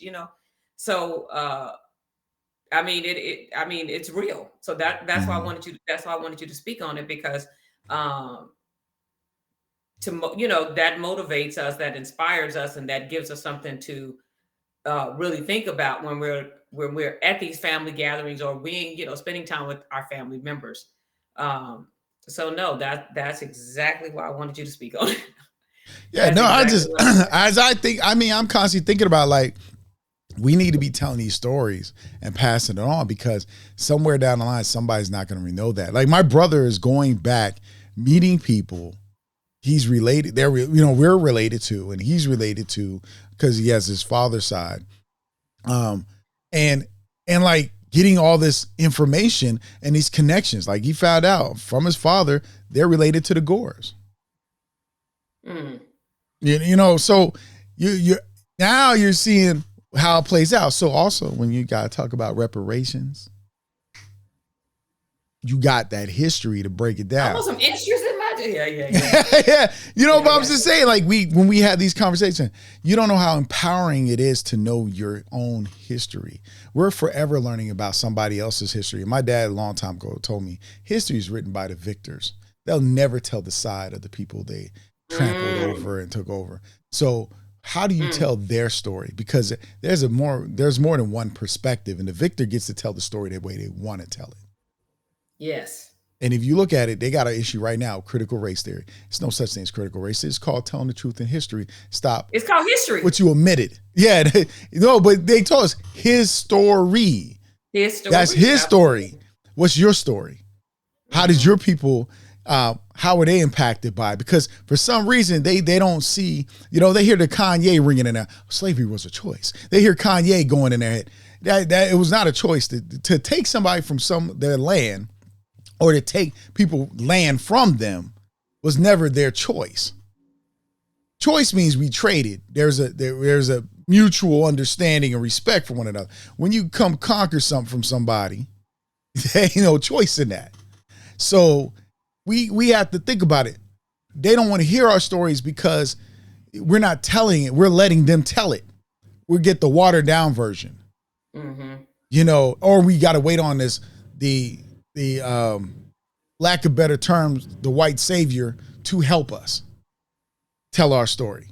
That's where 12 Years a Slave comes. That's where these other movies get made because somebody else who they go, oh yeah, we'll listen to him. Well, they're not going to listen to you because it's your story. Yeah, they get to come along. Nah, man. We got to be powered. We got to be empowered. And I'm a firm believer in empowerment. I'm a firm believer in owning your material, your history, everything about you. I'm always about that. Yeah, you can sell what you want to people and get some money, some capital to do other things with. I'm fine with that too. But if you don't tell your story, somebody's going to tell their version of your story.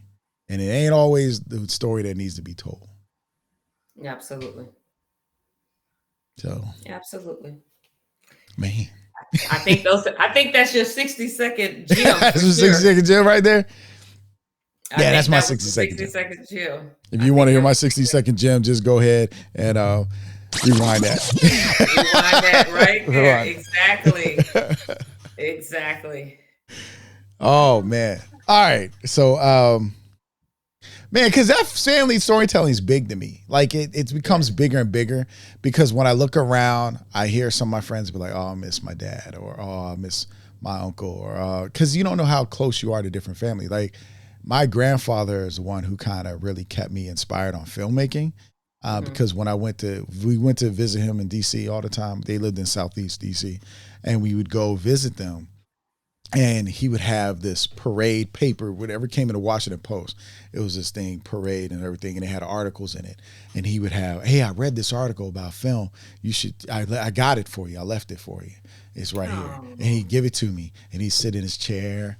And I got a picture, but I have this real clip video of us in our grandparents' house. And I converted it on DVD. I did all this stuff I could to convert it where people can see it because it's so fast, but that's the only video I got of them. You know what I mean? But I got pictures and stuff, but like, it's the other thing is distance of family, man. That's real. The trauma, the distance, there's stories that create gaps between families. And if we could have films that help us heal, when you look at Tyler Perry's Medea's Family Reunion, right? Mm-hmm. And you look at when the matriarch of the family was like, y'all doing this, and we used to do this, and we were better at doing this, and now look at us, and it's true.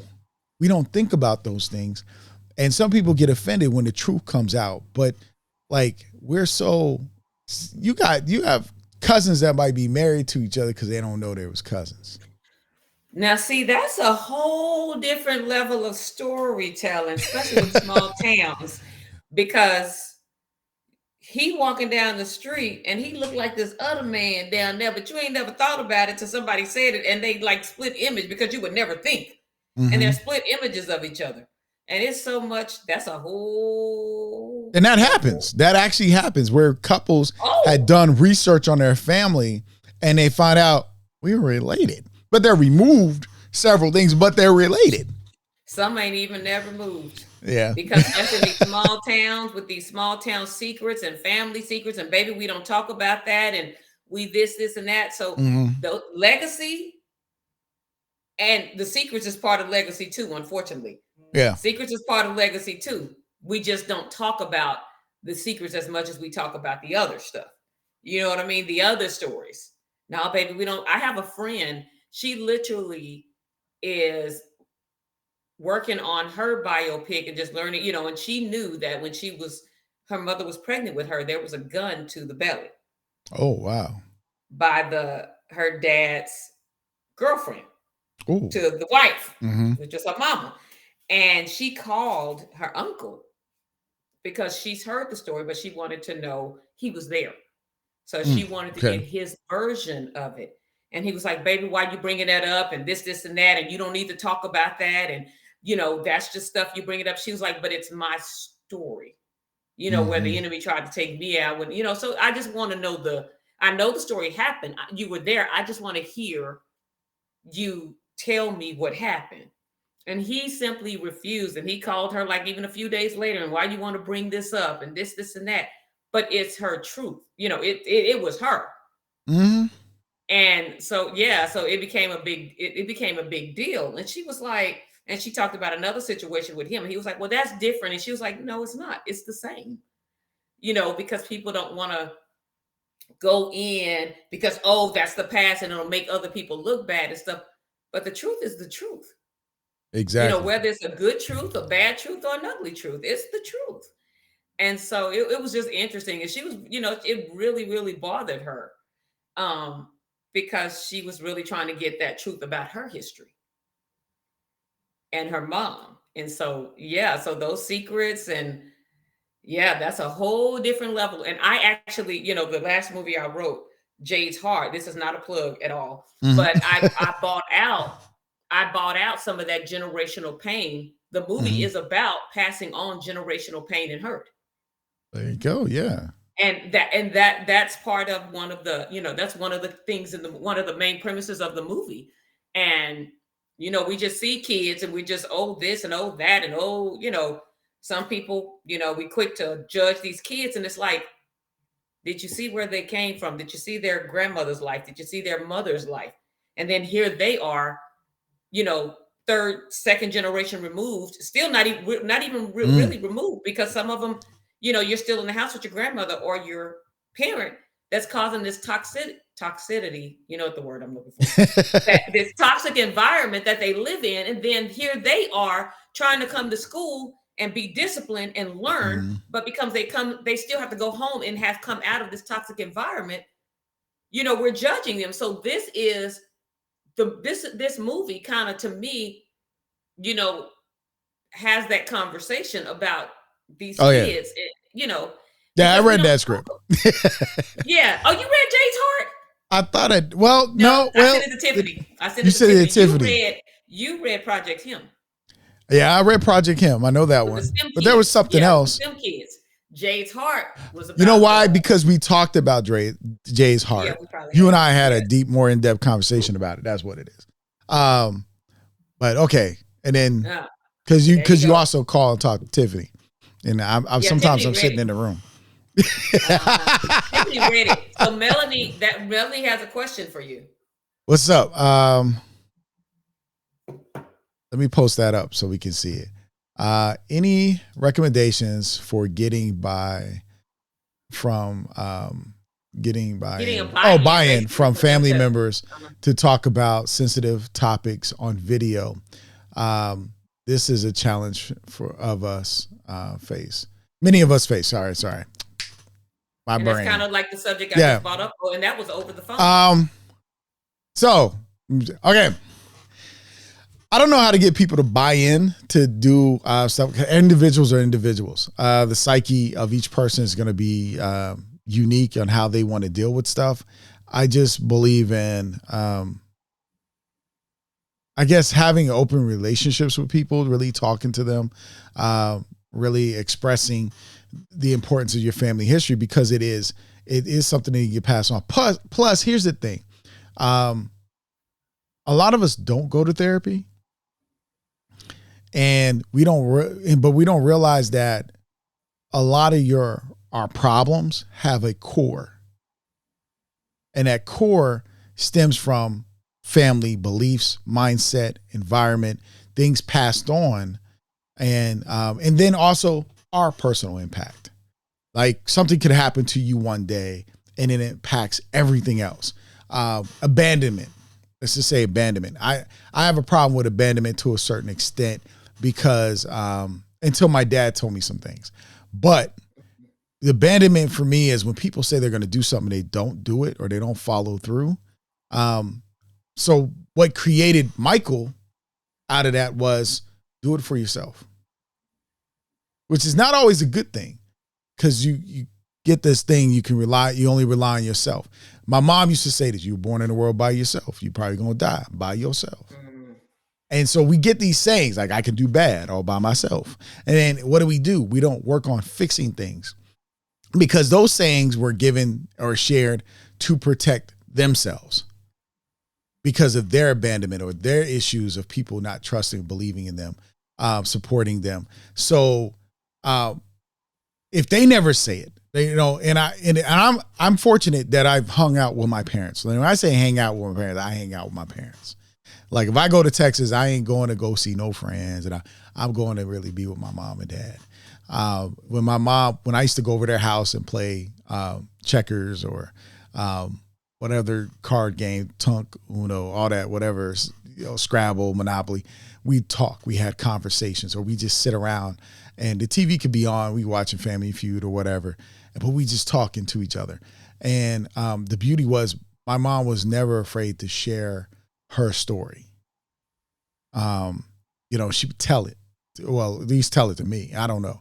I'm sure my siblings know stuff, but I know my mom's story. I know my dad's story. Now, I'm not running around telling the whole world, but at the end of the day, when you know your family's story, good and bad, it helps you. It also lets you see something. Like I remember, and this is the simple stuff. This is me and my brother, because we used to get in trouble with our grades sometimes, especially high school. We saw my dad's report card, 9th grade. He had a bunch of D's. And we were like, Dad, the way you getting on us? And my dad's story about that was he didn't have glasses because his parents couldn't afford it at the time. Oh. See? And you were like... I know. We're like, man. Oh. But again... But then when you learn who my dad was and the type of person he was and how good he was and at education, but like my dad doesn't have a bachelor's degree. Yeah, he has associates, and both my parents got their associate's degree when I was in elementary school. Mm-hmm. Okay, my siblings, I got 5 siblings. I'm the youngest. Hear that. Right. My mom has always my mom drove a school bus. So good times, things like we see that stuff in our own family. And my parents struggled, but they struggled to make it out of it. Mm-hmm. And if you look at where they came from to where they are now in their lives, and they'll tell you one simple thing: God brought me through. Mm. And they both shared their belief in God and their relationship. And so, what I see about relationships, I saw from my parents. Marriage, what marriage should look like. Like my dad, I've been divorced. My dad has never been divorced. My mom has been divorced, but my dad said his dad never been divorced. And wow. It's these conversations you have. But I think when you have those when your people around you are not afraid to say, hey, this happened or this is a situation, and really talk it out. When you address the pink elephant in a room, mm-hmm. I think it opens up a chance to heal. And I think we can show that in film, because isn't that what most of our films are like when we watch them, or Tyler Perry movies? They're about getting down to the core problem and the pink elephant in the room and addressing it so that you can heal and move forward and still embrace each other and still love each other, because every human being is going to make mistakes. Every human being has flaws. I mean, we write that. We have dual personalities. We have a good side about us. We got something bad about us. I remember, before my parents got really deep in church, my mom said some choice cuss words sometimes. Y'all better have this house clean before, you know what I'm saying? Like she could throw a house shoe. And so she could, be home before the street light turn on. We had that, and we all talk about it, but we have various perspectives of it, and I think talking about that with family members, that growth, that those relationships, whatever, like I said, bad stuff happens. That's because we have a dual personality. It's who we are. We're going to do, even sometimes when we're trying to do good, we do bad. We try to, I'm going to get y'all to talk. And then you in a situation, they are arguing even worse, because you got to go through something to come out of it. If you don't go through what you're coming out of, and so that's even lessons. Everybody in the Bible wasn't a good guy. They done did some stuff, Heck, Israel stole some shears. It didn't belong to him, and married 2 women. I mean, come on, we gotta. And that's the thing when I look at that stuff. Great storytelling comes from we have. There's more to us than just doing good things. I always say I'm waiting for Will Smith to play a bad guy because that's just going to take him to the next level. People appreciate it. Unfortunately, Denzel Washington when he played the bad guy in Training Day, and he's played a couple almost bad guys and some stuff. But my best role for Denzel that he should have got an Oscar was Malcolm X. I forgot he was Denzel the whole time. Same thing with Jamie Foxx. I totally forgot that was Jamie Foxx, and I was watching Ray. Yeah, I was watching Ray. Tina. Oh my, yeah, you know what I'm saying?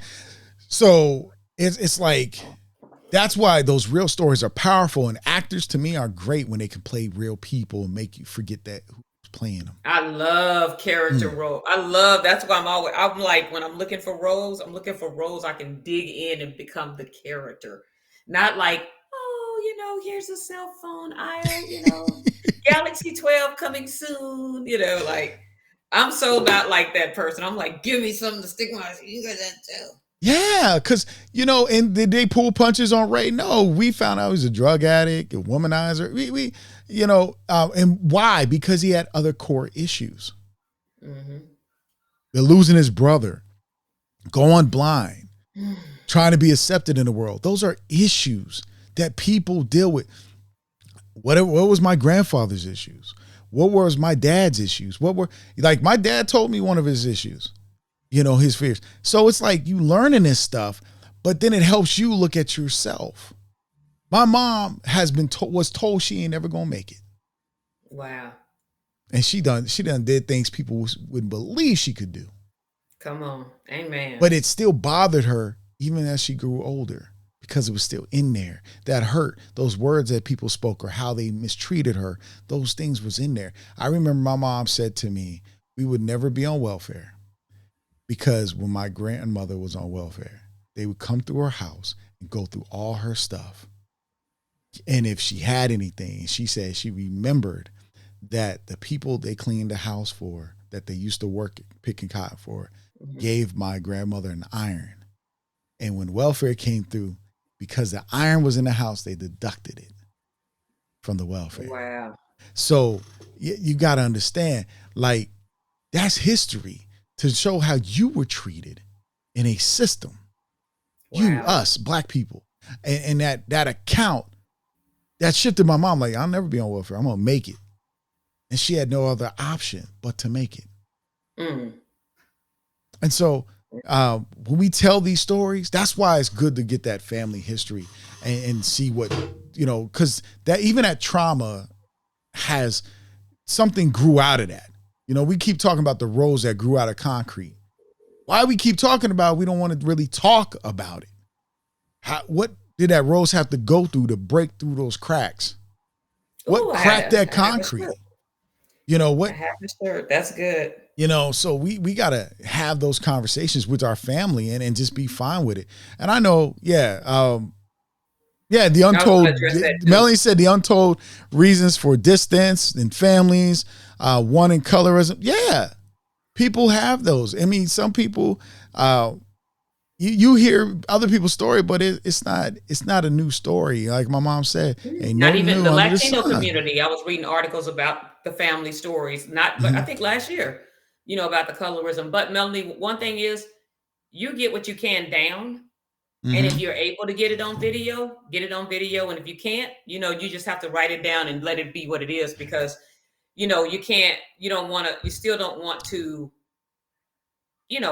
discourage yourself because you can't get them to talk on video either. Yeah. And here's the other thing. Some people won't talk on video, but they don't mind being recorded audio either. And your phones do that too. Yeah. I'll tell you, like I told my brother, mic people, I want to hear them say it. I want to hear it from the horse's mouth. Right. I want to hear them talking about it. And it's so much powerful. There is a kind of a documentary thing. I forgot what it was called, but they do cartoons and they record the actual people telling the story. And there was this one where the man was talking about his wife and how she would always leave a note in his lunch bag or his lunchbox to him, and it would inspire him, and he kept them. And then when she passed away, you see what I'm saying? Like, but they recorded him and they made a cartoon of it. Why? And you heard him talking about it. So we get to tell these powerful stories. And I get it. Some people don't want you to know that at the moment, they're being the bad guy. Everybody don't have to remain the bad guy or get a bad negative perspective, but perspective is perspective. It's, our key is learning about our history from our elders is to be objective, not subjective, but objective. I just want to hear it. Tell me about your life. Like I sat down with my dad, I said, tell me about what it's like growing up. Tell me I learned this stuff, and I learned who's who, and how they fall in the family. Stuff I would maybe never know or wouldn't remember because I've been told it as a kid and told it again. But as I'm in my own world, I'm in my own family, I'm in my own thing. And so, but what legacy? I got to reiterate that word, legacy. What is our legacy if we don't have it? What is our legacy? We don't know it. How can we pass something on if we don't even know what we have to pass? Right. And it's not just money. It's not money, but it can be. Like, I get it. We look at inheritance and stuff, but like I said, God gave you a skill. And when you add on to that skill and you tell a story, like somebody said, one day you're going to write a movie about this family, you're going to get rich. I didn't say that. I was like 7, 8 years old being told this. And they kept telling me this growing up as a kid. My siblings said it. My parents said it. Grandparents said it. So they put it in me, but I got distance from it because I was writing other stories. I was writing other stuff. But I realized as you lose people, how important knowing you wish you knew more about them. It is. I mean, because you knew something, but you there's so much more you found out. Sometimes you find out so much more about your family when talking to other people that's been around them, too. Yeah. Oh, yes. Because some things they may not tell you, but somebody, your mama didn't tell you. It ain't my business to tell, but let me tell you one thing. Oh, yeah. There's stuff my siblings found out because somebody was being vindictive. But see, that's also how stories come out, yes. Unfortunately. But we got to tell these stories, though. I'm sorry. Yeah, TK got me thinking because I wished, honestly, when I got my first video camera and I was just playing with it, I wish I knew what to do with it. And it's so crazy that these kids today, they can go to school and learn what to do with a video camera, but they're not going to do it. It's so important. It's so unfortunate. I would give anything to be able to sit down with my mom and just have her tell her whole story right now. I'm telling you.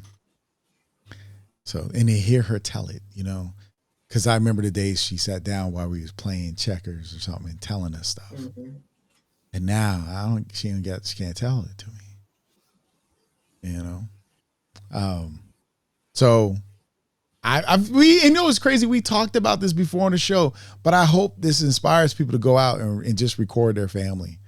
Just, because there's some people you can't get their story again because they ain't here. Godfather, great aunt, grandfather, grandmother, friends, things like that. They can't tell those stories. And I'm like, man, I wish I had a video camera just growing up, record. I just sat in a room, record everything because I'd give just to see him again, or hear him again. Those voices, they've always been inspiring, the people around you. That's why that circle is so important, man. The people around you should inspire you to be better and do better as you. Thank you, TK, because you do that. You my sister, I tell you.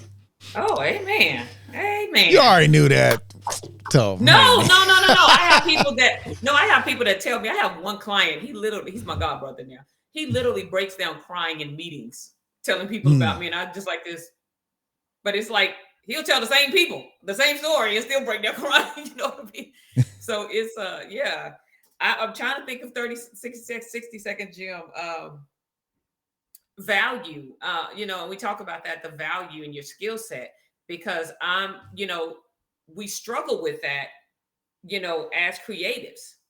I struggle with that because someone calls and how much do you charge for this? I'm like, okay, let me get back to you. And then I'm like, well, they may do this and they may do that, and blah, blah, blah. So maybe I'll give them a discount and try to, instead of just saying, okay, you know what? This is my price. I know I'm worth it.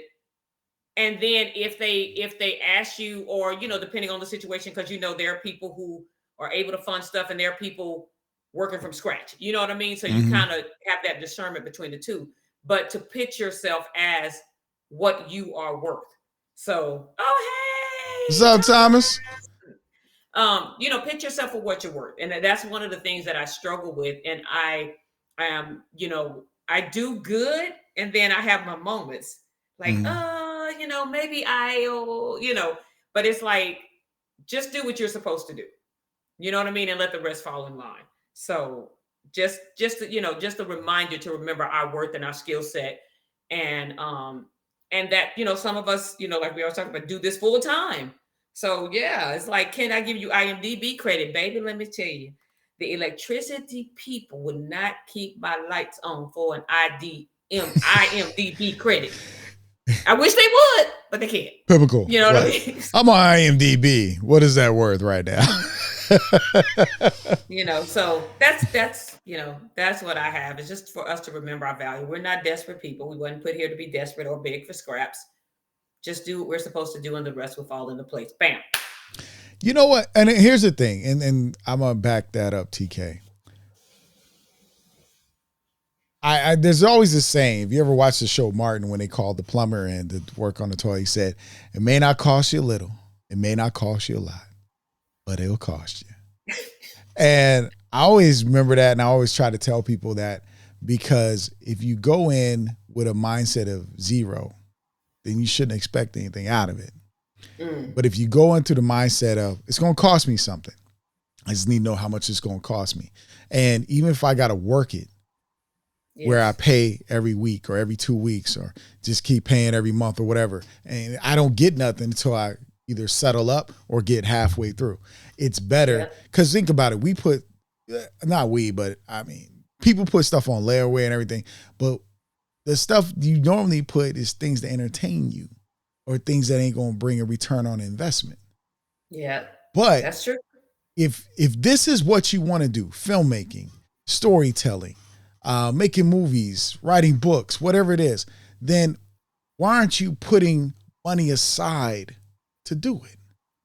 Why aren't you open a savings account, make that your layaway, put $20 in it every time you get paid, and say, this is going towards my book, or this is going towards my movie, or this is going towards my camera, or this is going, and then when you get a lump sum, don't go shopping with it.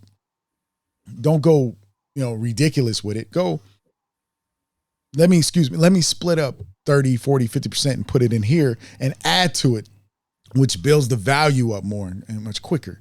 And so then I have it, right?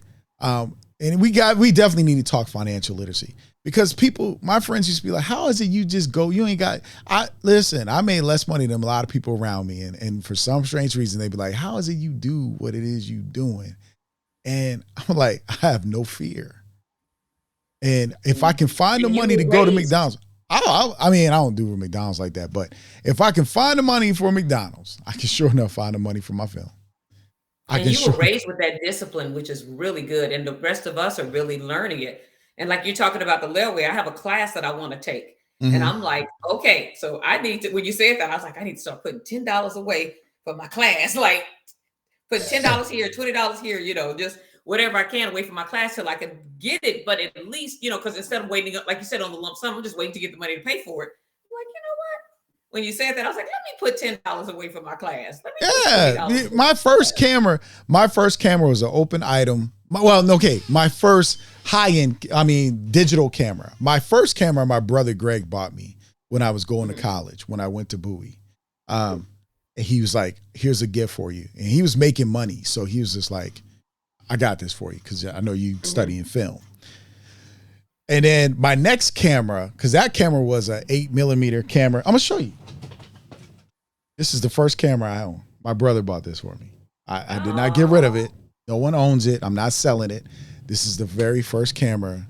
My brother bought this for me. You understand? My grandparents' video on tapes that go in it. This is what I'm trying to say. And my friends, when I was growing up with them in my college years, they on here. Because Jamal was like, I know you got this video, man. You need to send it to me. And so we were last summer. I was transferring stuff digitally and putting it in Google and sending it to Jamal. He was like, thanks, I got it. And so, but that now my second camera was this open item camera that was $258 from Best Buy. Javier, a friend of mine, Javier, I did poetry with, and myself put our money together to buy it so I can record the poetry venues when we were doing our spoken word. But then I had it to use it. Now, when I moved up to my next camera, which I ended up selling, when I moved up to my next camera, which ran me about $1,500, it was a Canon GL2. I gave Javier that other camera to film the birth of his son. Oh. He was like, I need a camera. Can I use it? And I was like, you can keep it. Yeah. You know what I'm saying? So, again, somebody invested in me because I invested with them. Yes. You get what I'm saying? They invested in me because I invested with them. Javier and I both bought this camera from Best Buy so I can record the poetry events. I was burning their CDs for their spoken word album and all this stuff. It's like, you got to invest in other people to reap the benefits. Again, you got to be beneficial to benefit. And I'm always on that because I'm a win-win person. Like, we all in this together. Let's help each other for real. So, it ain't, again, you grow. But here's the thing. Remember I always said about the 3 talents, right? My brother invested in me. He gave me my first investment. Mm-hmm. I invested after this. I kept investing. And I got 3 cameras sitting at this house right now. You know what I mean? Like, so you invest in yourself and God is going to increase. The result of you investing in you is the increase. TK, I've been knowing you. Dang. I know it's like 16 plus years or something like that now. 16 years? No. 20, no. I was in Texas in 2007. I got on, yeah. Like, we talked probably 2008. That's probably the earliest we talked I can think of. Wow. Okay. Because I've been writing since 2007. Yeah, okay, so it'd be 2008 because we were talking about that and you were telling me how you were going to California, how you went to your seminars and your classes. Dang, I didn't realize it had been that long. Wow. Isn't that, I just thought about it too. Isn't that interesting? Golly. Whew. Okay. Wow. Isn't that, I was like, because I was thinking, we were talking, I lived in the apartment down there and that was back then. Yeah, so. Wow. Yeah, like, see, you don't even think about that stuff. But I watched you. You invested in yourself and look where you are now. Amen. And without fear, God got you to Atlanta and look what's happening. Amen. So I know this has been a long show, y'all. We apologize. But these epiphanies, these things, it's showing us and it's showing you, because we're talking about it, how it comes to fruition. Like, boom. Amen. So, well, thank you guys for hanging out with us. Thank you for, hope you got a lot of gems out of this conversation. Thank you, everybody. I don't want to start naming people because if I forget somebody, that is JD, Tone, Thomas, Jaden, Crystal, Darrell, Darwin, Jacoby, Melanie. Felicia, you're on because I know you watch too. My brother Greg said he watches. Jaden's been on with us. Acting like Tanya, Lewis, everybody. We appreciate y'all. My brother Greg, because he says he tunes in to the show. Yeah, he was like, I watch y'all. I'll watch you on Saturday. I know, bro. my mom usually watches us, but she's right here now. So she's watching from inside the house now. we appreciate y'all. We thank y'all. I hope this has been insightful and helpful, because this is, as we're talking, sometimes we get in the like epiphany and help within ourselves too as well. So wow, this is also therapeutic at the same time. See how that worked out. So in that to say, we've already dropped a gem, so we're going to just thank you for joining us at the Black Filmmakers Lounge Saturday morning indie industry shop talk. I'm your host, Michael Melvin, with my co-host, or my other host, TaMyra TK Henderson, as we be making stuff happen. We enjoy y'all. We love y'all. We appreciate you. Remember to be strategic, intentional, and authentic, because that's what we're about up in here. So if you don't know about the Black Filmmakers Lounge, remember this, that we are about educating, inspiring, and networking. And so we want you to educate, share information, acknowledge, help people out, connect, build your circle, talk to the people in the comments. Don't just friend people on Facebook. Don't just try to promote your latest short film or your latest movie, but really talk to people and build a good relationship, because you know what? They may be your spokesperson for you when you can't do it. But you got to cultivate a real lasting relationship. Real. So we thank you guys. Don't forget to like, subscribe, and share. By the way, if you haven't yet, go over to our Facebook page. Or subscribe to our Facebook page, because in order for us to go live on Facebook, we need about 50 plus subscribers. So subscribe, do the notification bell. We are putting up videos from like today, and other times, older times are coming up too, but we also want to start streaming live on there as well as Facebook. So we need your help and support. So that's how you can show us that you support us, is subscribing to the Facebook page, the Black Filmmakers Lounge. So we thank you guys. We love you guys. You got something you want to say, TK? Like, subscribe, share. Oh, like, subscribe, share. Like, subscribe, share. And Bankhead bounce. Hey.